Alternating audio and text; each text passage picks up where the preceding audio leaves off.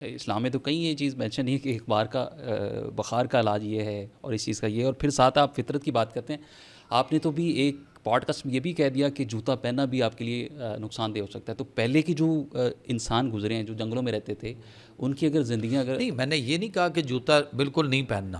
میں نے یہ کہا ہاں میں نے دوسرا میڈیکل جو بات کر رہا ہے وہ بخار کا بھی ٹریٹمنٹ دے رہا ہے، پھر ساتھ وہ چیزیں دے رہی. آپ ساتھ اسلام سے جب ریلیٹ کرتے ہیں تو اسلام کہاں پر بخار کے ٹریٹمنٹ کا، بخار کے علاج کا بتا رہا ہے؟ فرض کر رہے ہیں اللہ کے نبی صلی اللہ علیہ وسلم کی حدیث ہے بخار کا علاج پانی سے کریں. پانی سے کریں. اب پانی کو کیا کرنا ہے؟ آپ پانی کو گرم کر لیجئے، 40 ڈگری سینسس پہ ہو، اور اس پانی کو گرم کر کے آپ اس کے اندر صرف پاؤں ڈپ کر لیں. اور یہ بات آپ کو 1960 کے قریب ایک ریسرچ پیپر چھپا تھا، مجھے ایگزیکٹ اس وقت یاد نہیں، میں اندازہ دے رہا ہوں. اس وقت ایک ریسرچ پیپر چھپا تھا، اور اس وقت ایک بندے نے تحقیق کر کے یہ اوپن کیا تھا، اور اس کو نوبیل انعام ملا تھا، اس کو نوبل پرائز ملا تھا.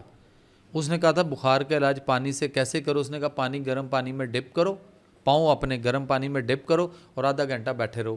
آدھے گھنٹے کے بعد آپ کا بخار 3-4 پوائنٹ نیچے آ جائے گا. ٹھیک ہے. اور اس کو اس بات کی تحقیق کے اوپر جو ہے وہ بتانے پہ نوبل پرائز بھی ملا تھا. یہ کوئی مذہبی اسکالر بات کرتا ہو اچھا لگتا ہے، لیکن آپ چونکہ میڈیکل ڈاکٹر ہیں، چونکہ آپ نیچروپیتھک پہ بھی آپ کافی واسٹ ایکسپیرینس ہے، تو میں یہ چاہ رہا ہوں کہ میڈیکلی کوئی پروون طب میں کوئی اس طرح کی چیز ہے تو اس پہ تھوڑا سا اگر آپ بتائیں تو. دیکھیں، آپ کی باڈی کے اندر بخار جو ہے، بخار طبی پوائنٹ سے اگر میں آپ کو بتاؤں تو بخار باعث رحمت ہے، باعث زحمت نہیں ہے. آپ کو پتہ ہے بخار آتا کیوں ہے؟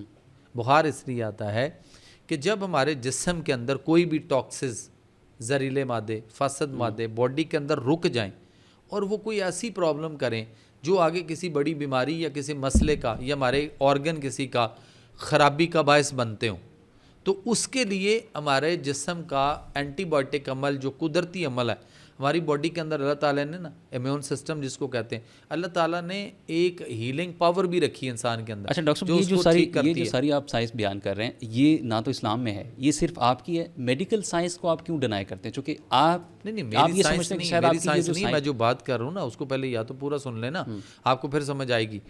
یہ طب کے اندر کی میں بات کر رہا ہوں جو طبی نقطہ نظر سے ہے. میں طب کی بات کر رہا ہوں، میں اس سائنس، اس میڈیکل سائنس کی نہیں بات کر رہا جو صرف آپ کو کہتا ہے کہ دو گولیاں پیناڈول کہتا ہے صبح کھائیں، 2 دوپہر 2 شام کھائیں. اور میں صرف یہ پوچھنا چاہ رہا ہوں، کیا طب اسلام ہے؟ کیا چیز؟ طب. ہاں، طب نیچرل پہ بات کرتی ہے، اور نیچر جو بھی ہوگی، نیچر جو بھی ہے وہ سائنس ہے، اور نیچر جو بھی ہے وہ قرآن ہے. لیکن وہ تو سائنس ہے، خدا کی دی ہوئی چیز نہیں ہے، کیونکہ نیچر تو ایک سائنس کی طرف آ رہا ہے. سر اللہ نے بتایا، اللہ نے کہا کہ ہم نے انسان کو، ہم نے ہر شے کو جو ہے وہ فطرت اور نیچر پر بنایا. تو آپ کی نظر میں فطرت کیا ہے؟ آپ کی نظر میں نیچر کیا ہے؟ جو کچھ آپ کو کائنات میں نظر آ رہا ہے یہ فطرت پہ ہے. آپ کا موبائل کیا ہے؟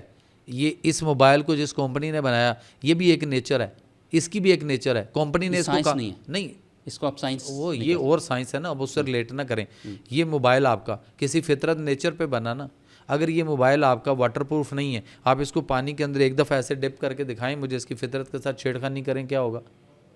کیا ہوگا؟ کیا ہوگا؟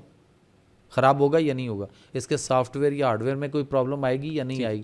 اللہ تعالیٰ نے انسان کو بے یار و مددگار نہیں چھوڑا. میں یہ صرف آپ سے یہ پوچھ لیتا ہوں جی کہ آپ کی جو نیچر ہے، اس کے پاس نیچر کا جو آپ ٹریٹمنٹ بتاتے ہیں، اس کے پاس ڈائبٹیز کی، اس کے پاس جو ہارٹ ڈیزیز ہیں اس کا، اور اس کے ساتھ ساتھ جو ٹی بی ہے جو بہت کامن رہا ہے ابھی بھی ہے، اس کا ہے ٹریٹمنٹ؟